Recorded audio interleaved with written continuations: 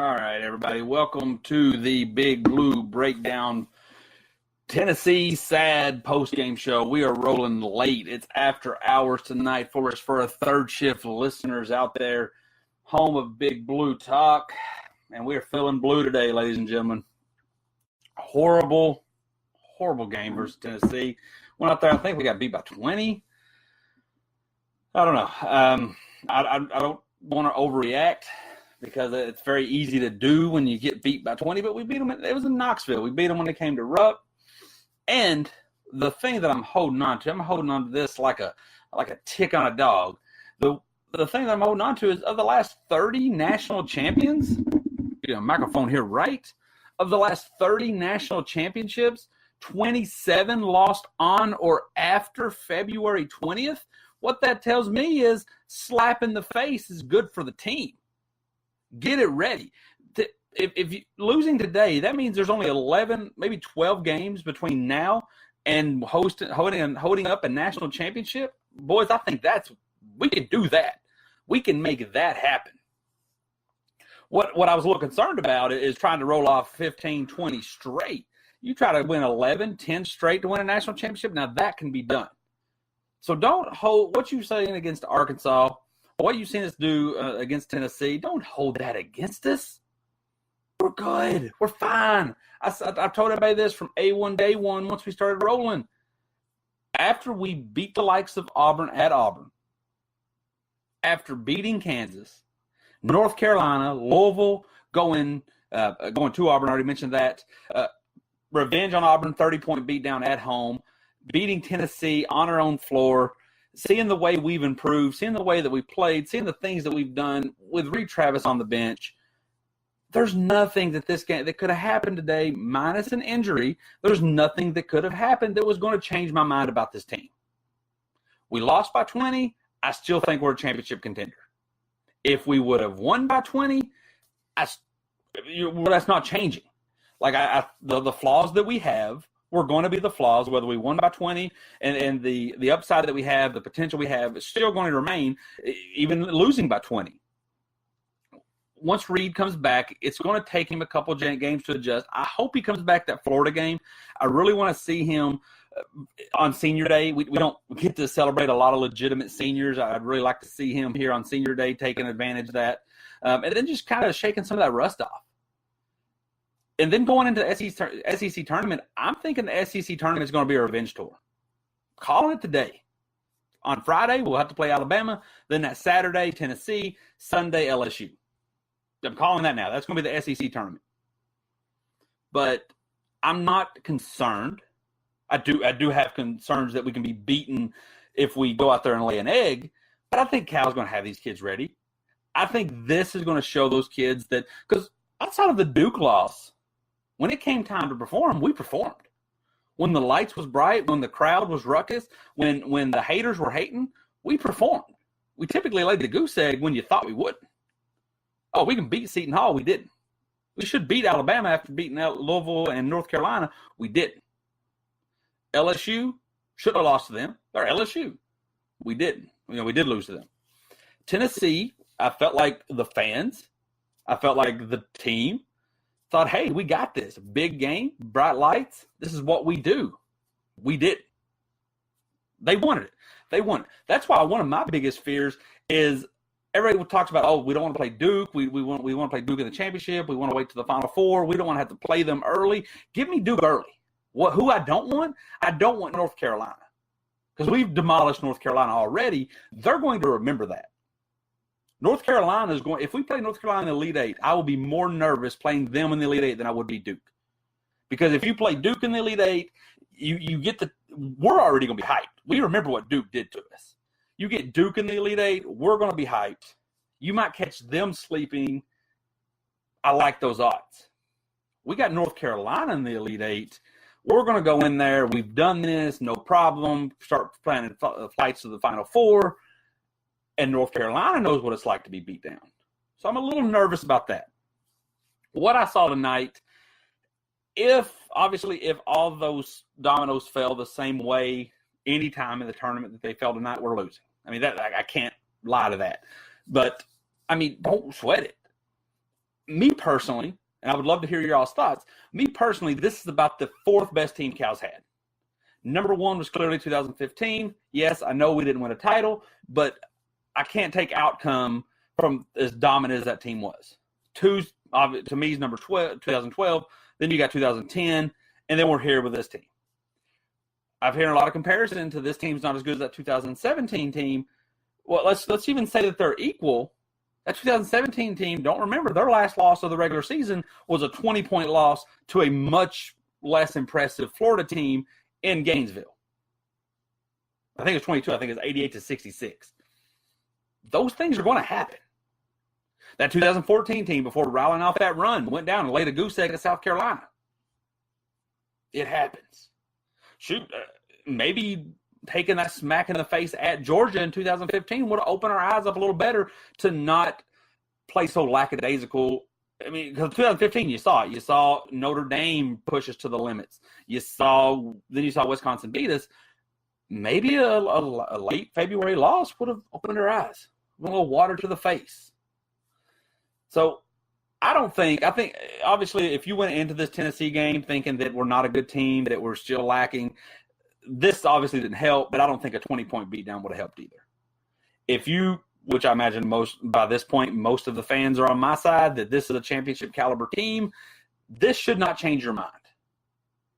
This should not take away from that. We know what are we, 29 games in, we know who can do what. We know Hagan's can get to the basket. We know he can play lockdown defense. We know that Tyler Hero can shoot. We know Keldon can do what he does. We know PJ's a monster. We know once Reed comes back and gets the ball rolling, he's going to be unstoppable.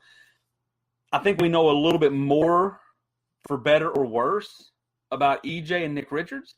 Nick Richards shows me that he can make big plays, but you don't want to rely on him. Nick Richards is that spare tire. If you get a flat on the middle of the road and you got to get home, Nick Richards can get you there. But if you got a trip to make, if you got to go on a journey, you don't want Nick Richards being that main tire. Not right now. He can grow. If he comes back next year, develops, he might be one of the greatest bigs of all time if we can keep going in that right direction. But not right now, because he comes up with big rebounds. He comes up with big blocks because, shoot, the man's 7 foot tall. He's going to come up with plays. But he just kind of disappears at times. He gets in some foul trouble. He does this, he does that. I enjoy the effort, and I think he's a great backup big. I think if he can play to his potential as we journey into March, he can be a great relief for the likes of Reed and PJ. But if anything happens and we have to rely on him, he's our main guy, I just don't think there's enough time. If you would have had a reverse quad A situation, if you would have had a situation where, say, an injury happened and it would have taken PJ or Nick or PJ or Reed Travis out all season, or for some reason maybe one of them transferred, and then from about the Seton Hall game, you put Nick Richards in to be your guy, we might be cooking. We might be somewhere. Next year, because your bigs are gone. I mean, PJ's gone and Reed Travis has got to be gone. Next year, if we don't get any big recruits coming in and Nick comes back, yeah, he's going to struggle early on. But let me tell you, I think he's got all the talent in the world to be somebody, to be something once March hits. I'm just a little nervous about that this year. Overall, like I said, there's not a whole lot of hot takes on this one. Nothing that I've seen that overly concerns me, because I think that was a perfect storm for them to beat us. We came in there. They had one of the guys, they had the Bone kid, who wasn't one of their main two, Williams or Schofield, had him go nuts. If you told me that Bone's going to go nuts, I'd take that matchup a couple more times. If he has to go nuts to beat you, I'd take that matchup a couple times. That Tyler Hero was going to struggle, that we were just going to be out of it, we were going to be lethargic, I'd be okay. Like, because I don't see all that lining up again. To the opposite point, if you told me we had to play Tennessee in the Final Four, and the Final Four was going to be in Knoxville, I'd be concerned. But I'm not, because that's okay. Everybody can get upset that Rupp doesn't get as ruckus as it should, or that this team, did you see how Knoxville was tonight? That's a valid concern to make through the season. But once it's March, baby, none of that matters. I hear all the time, they look at the schedule. Man, why don't we go to North Carolina? Why are we playing in Madison Square Garden? Why are we playing in the Pavilion out west? Why are we playing in Bankers Fieldhouse? That's where the big games are going to be. Okay, so what? Tyler Hero struggles shooting at Rupp. That sucks for when we're at Rupp. But when it matters, we're going to be Yum Center. We're going to be at wherever they at in Kansas City. Like, we're going to be at other places where all fans, obviously other people are going to have fans there too. It's not going to be completely Kentucky, but we travel well. Big Blue Nation will be in attendance.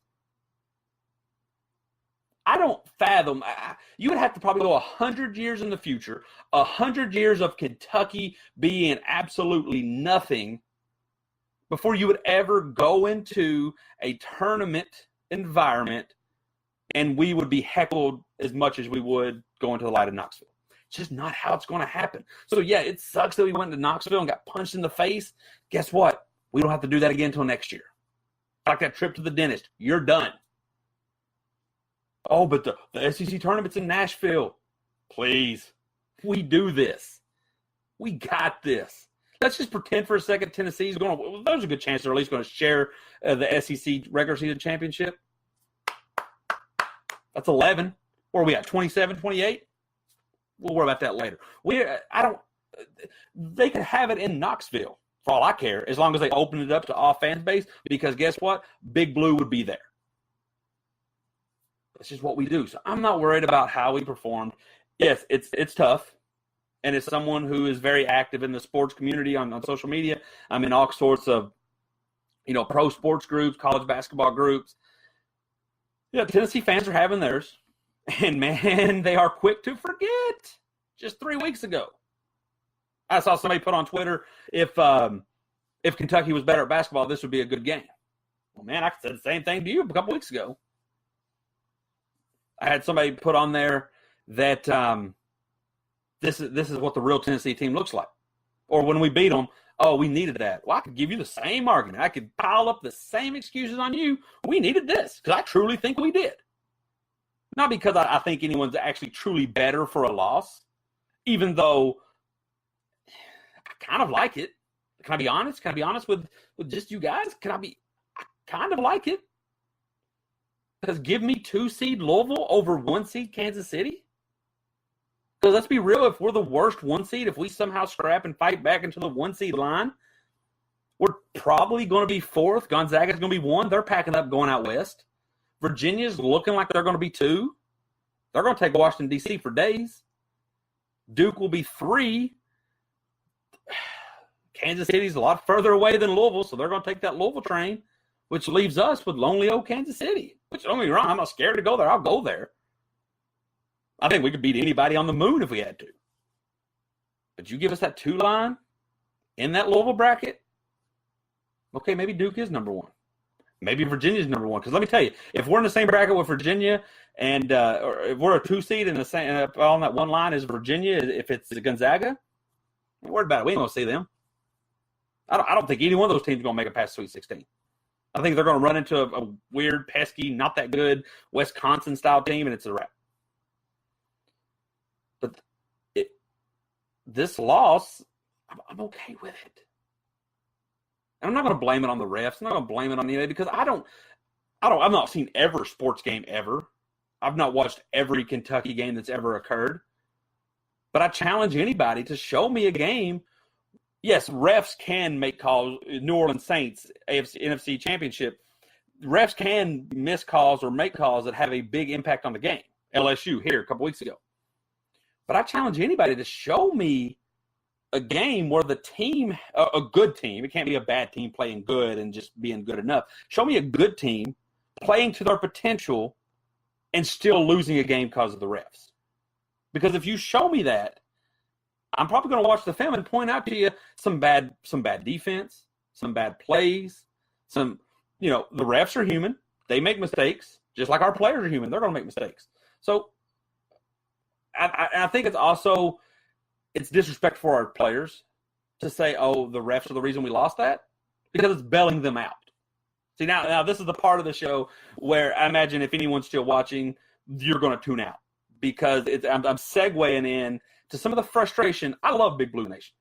That's why I spend all my energy talking to Big Blue Nation, because I want to share like-minded ideas. But we got some weird ones out there. And I'm not talking about weird as an individual. I'm talking about just weird little mindsets. And I'm not saying I'm right. I'm just trying to show you, hey, look at the other side of the coin. So this is where I'm segueing. I'm segueing into this. This team's good. I love these kids. I love Ashton Hagans, his energy. Keldon Johnson flirting with somebody on the sideline. The energy he brings. Tyler Hero being a dagger of death to any road team. I love all that. I'm so glad that PJ came back. I'm so glad Reed Travis picked to come here. You just got to love this team. But to steal from the late, great Danny Green, let's not let them off the hook. Because they laid a stinker today. You're letting them off the hook by saying it's because of the refs. Even the LSU game, which the refs had a big hand in that loss, they laid a dud down the stretch. We're letting them off the hook. Obviously, I don't think they know what we say. But, I mean, if Cal did this, if Cal got them guys in the locker room and said, guys, we would have won that game if it wasn't for the refs, and he would have truly sold that to them, they're not going to get better for that. Like, everybody needs to be held accountable. You know, if you get pulled over for speeding and you take away from that thinking, I wouldn't have got caught speeding if it wasn't for that bush, you're not taking account. You're not being responsible. You're not taking accountability for you risking and speeding. Like, that's what you chose to do. But so the same thing for Kentucky. I mean, we're going to play great games. We're going to play bad games. We're going to play great and get away with it. And we're going to play great and dominate Auburn. We're going to play great and just squeak it by. We're going to lay duds and lose like we did today, and we're going to lay duds and win like we did against Arkansas. Let's set the world on fire, but let's not just go on in and say let's not act like these guys are our kids and they can do no wrong. Because they can, and they have, and they will. Let's not say, oh, it's not little Johnny's fault. It's not Junior's fault. It's not Tyler Hero's fault that we lost. It's not Ashton Hagen's fault. It's because Big Bad Rev. We would have won by 20 if it wasn't for the refs, because you're not going to get better for it. Another thing is, just to kind of circle around this, I didn't say the greatest things about it. I'm sure somebody who will watch this at some time in life will be like, hey, I don't like what this guy just said. Maybe. That's okay, though. Just because I said that, just because I chose to say Sammy Thomas Campbell said we played like you know what, that doesn't make that person a bad fan. That doesn't mean that person's a Tennessee fan. That just means that person thought we played like you know what. And if you disagree, you can be like, well, I thought we played really good, but be prepared to bring it with some facts. Because if your response to we played like you know what is, oh, we played great, I'm going to need some facts. Because there's nothing on paper and there's nothing on film that contradicts what OSTC just said right here. I like to read the comments when they come in, so thank you guys for commenting in here. James Lee says, don't you love how these blank vault? And I don't know who's watching. I mean, we are here at 12:43 in the morning.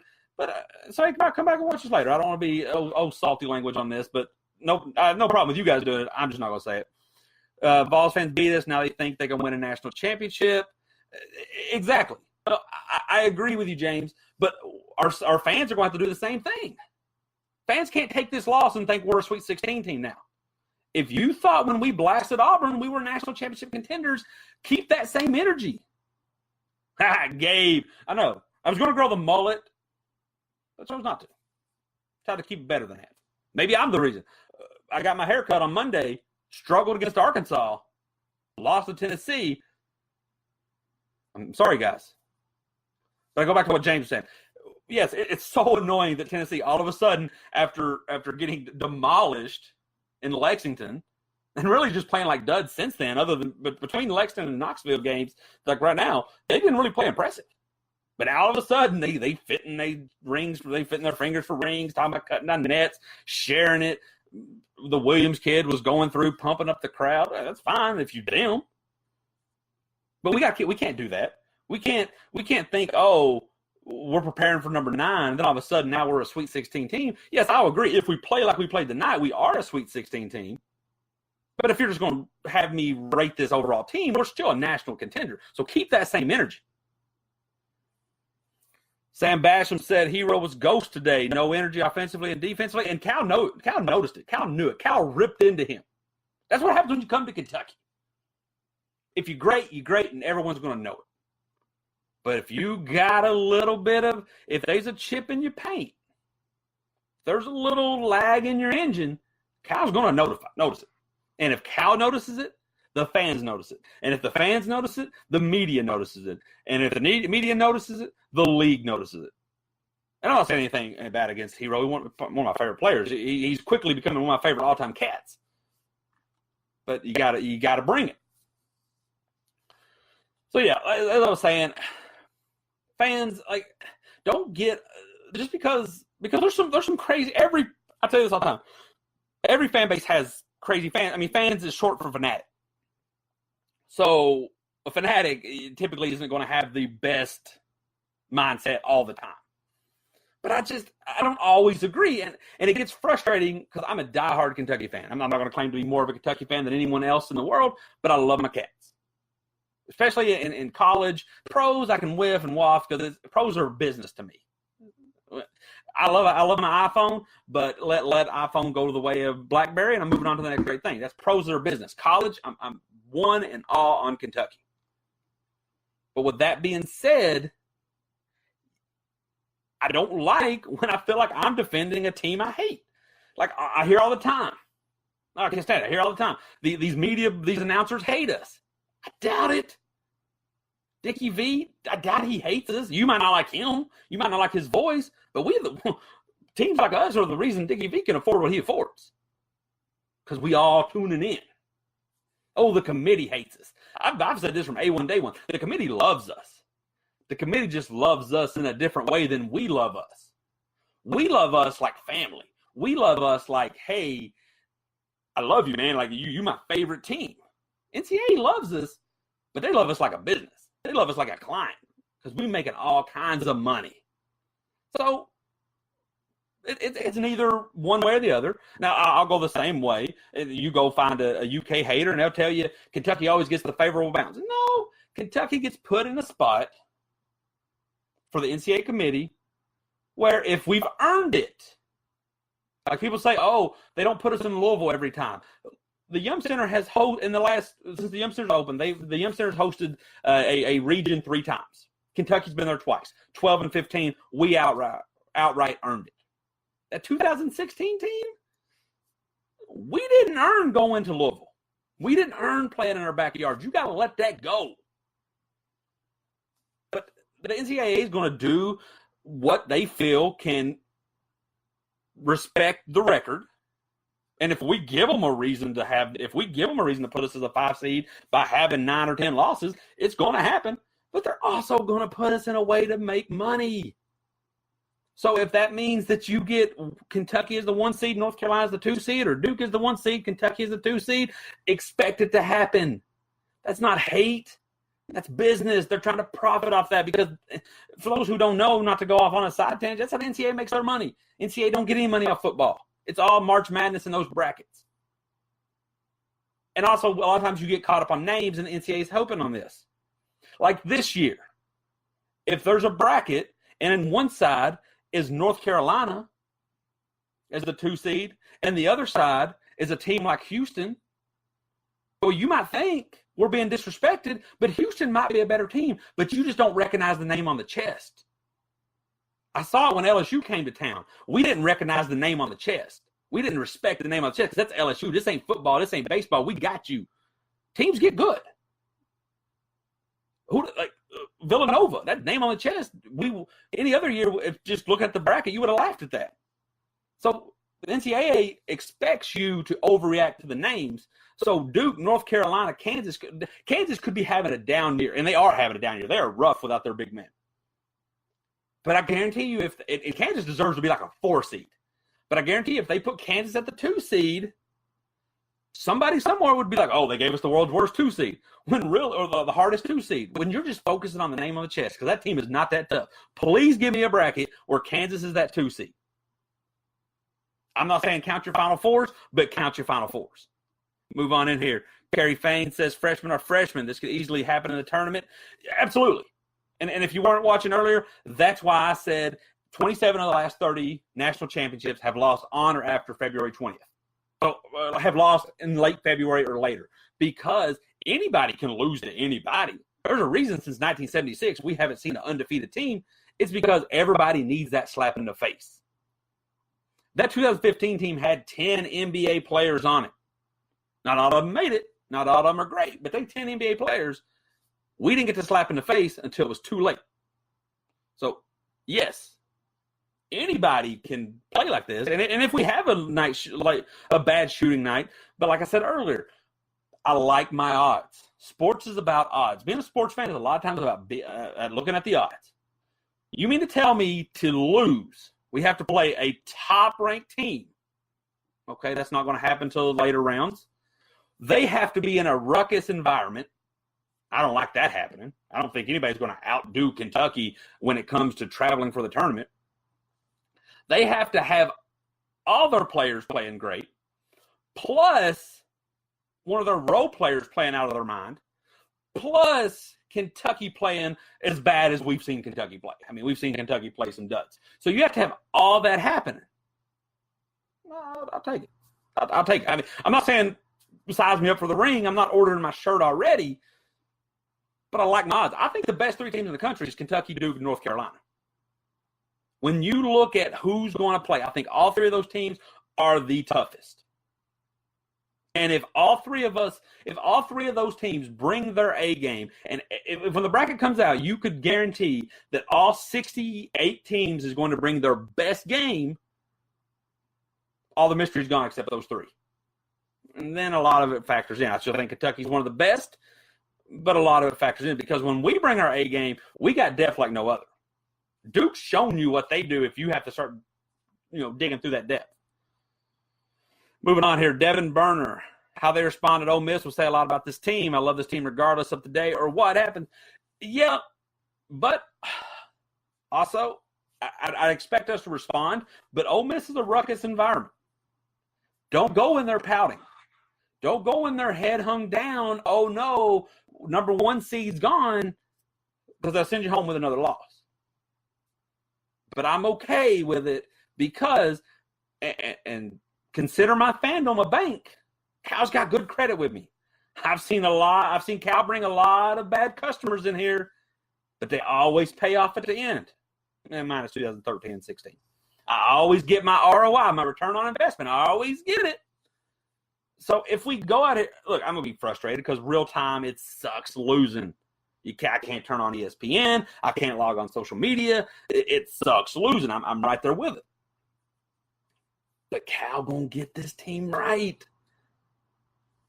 I don't know how, and I don't know what, but we've seen it. We've seen loss, run of wins.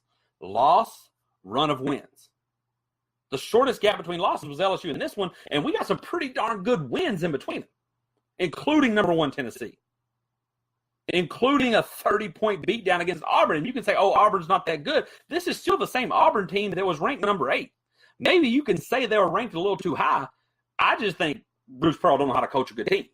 Bruce Pearl knows how to coach you when you're bad, and then when he gets you good, he kind of falls apart. This is still that same Auburn team that put Duke to the limits. Let's not forget. We what was it, 88-58? Demolished them. Losses, we'll get through it. James Lee, back in here, the way I said, every loss that this team makes them better. It does. I've said this probably since we got into conference play, probably since the beginning of 2019. I'm very interested to see how this season unfolds because Cal's track record gives you 1 or 2 things. Aside from a few outliers, either we've started rough, 2012, 2014, we get hot in March, but we don't know how to handle adversity, or we don't know how to be hot, and we struggle, 11, 14, or we start hot, 10, 15, 17 even, when there's finally adversity, when there's a bad team that you try to overlook, you lose. This team has experienced everything in 1 year. This team lost by 30. This team struggled. This team's won. This team's lost. This team's dominated. This team's put on bad performances. I don't know if I've ever seen one such thing happen in all one season. I feel like we've had 5 seasons in one season.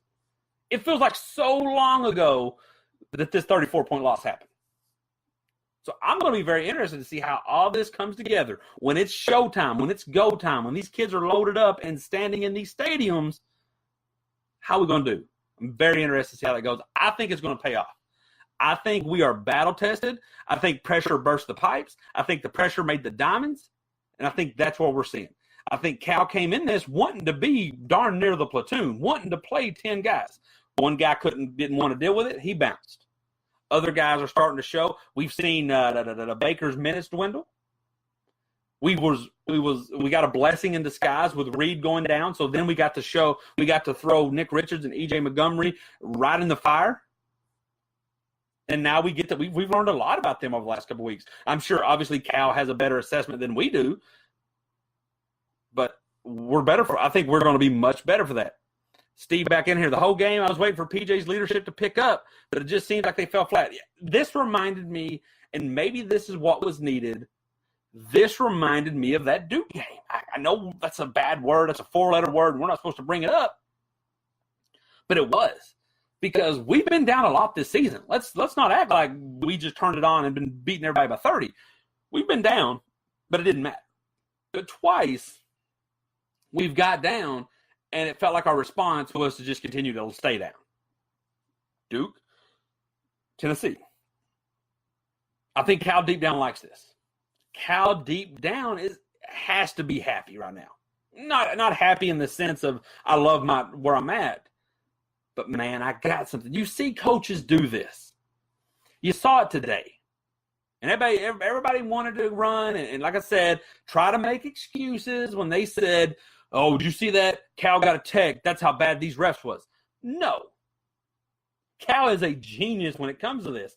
Cal sees an opportunity. When coaches do this, you saw Steve Kerr for the Golden State Warriors was losing, got a silly call against the Portland Trailblazers like 2 or 3 weeks ago. The guy goes nuts. He breaks a clipboard, throws it all over the place. Do you think Steve Kerr cared about that game? No. He needed a message to send. Do you think Cal knew that going off the way he did was going to change anything? Of course he knew it wasn't. Now, if he lucked out and he influenced them, that's great. That more power to you. But I think Cal's been around the game long enough. Cal knows these refs well enough to know who he can bend and who he can't. And you catch a lot more flies with sugar than you do vinegar. Whatever the honey with vinegar, whatever the saying is. Cal said, let me act out on this. Let me yell. Let me stomp. Let me bring the house down.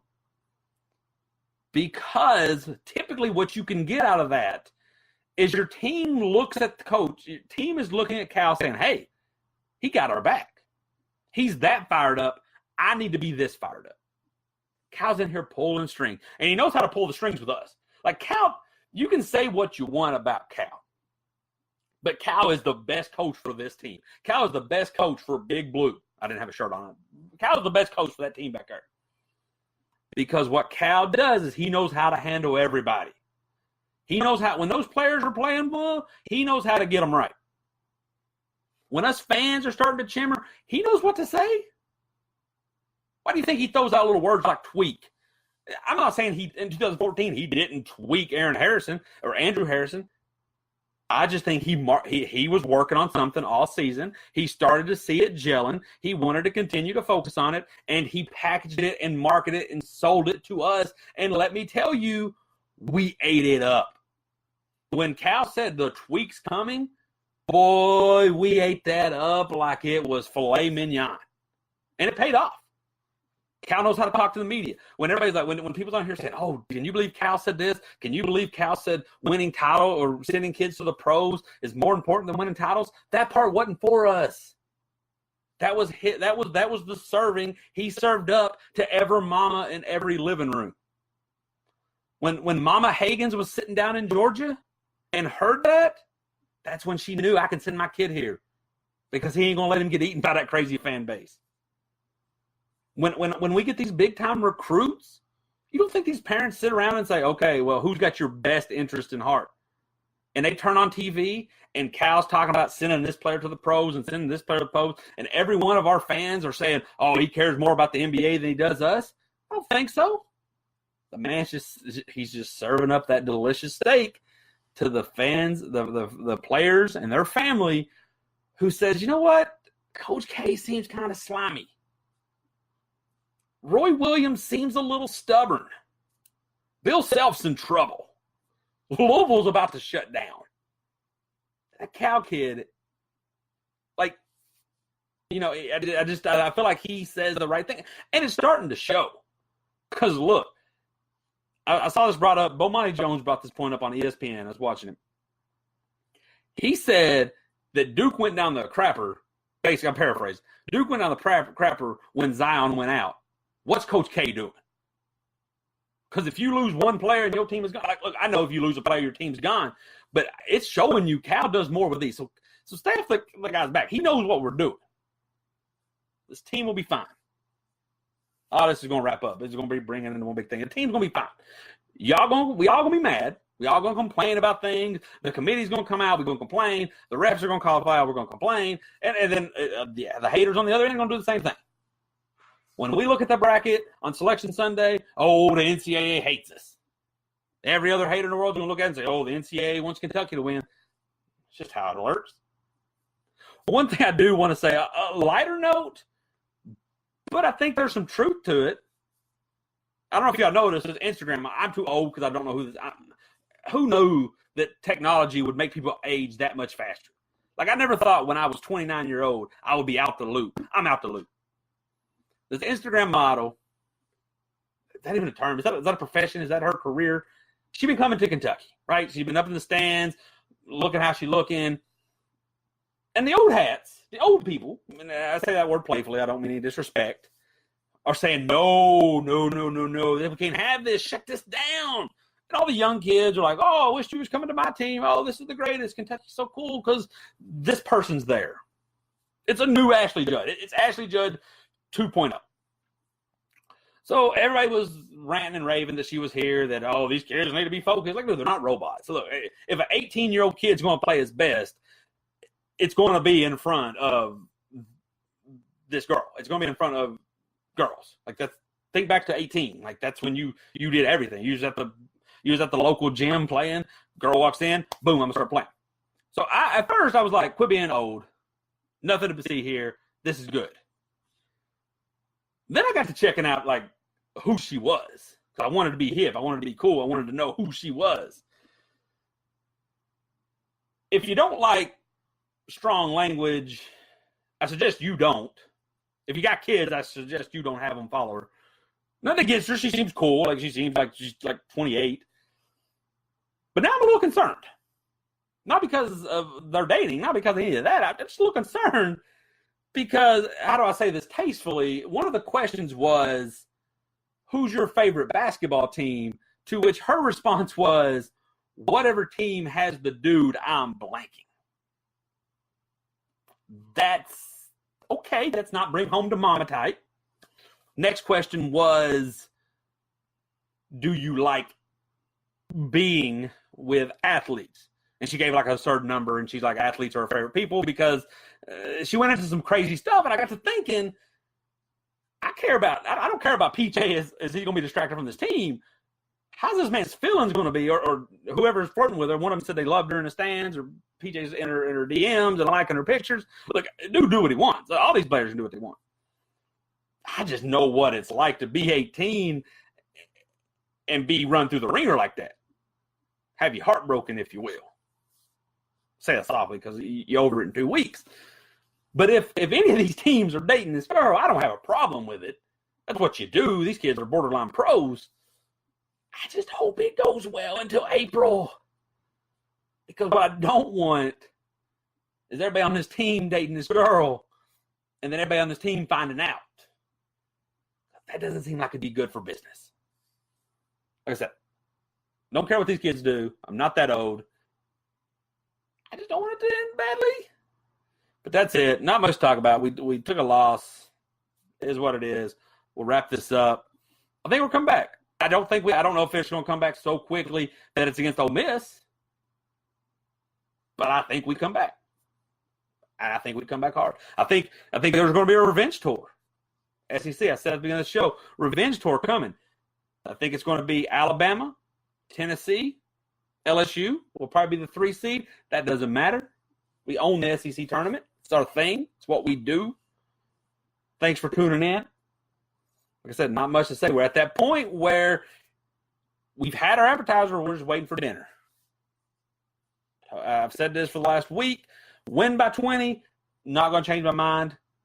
Lose by 20, my mind still wants to stay the same. We're a championship contender. We're a top 3 team in the country. Duke's it's 1, 2, it's 1A, 2A, 3A. It's Duke, Kentucky, North Carolina. Thanks for tuning in to Big Blue Breakdown. I am out. We'll probably drop a podcast some other time later in the week. Post-game show. Man, when's the next game? Tuesday? It'll be Tuesday night. I'll be joining us. I don't know. Like I said, I can't get too hyped. I can't get too down. March is here. March Madness has officially started. Tournament, Selection Sunday, all of it's coming. We'll know more then. Thanks for tuning in. We're out. Oh, did I end it?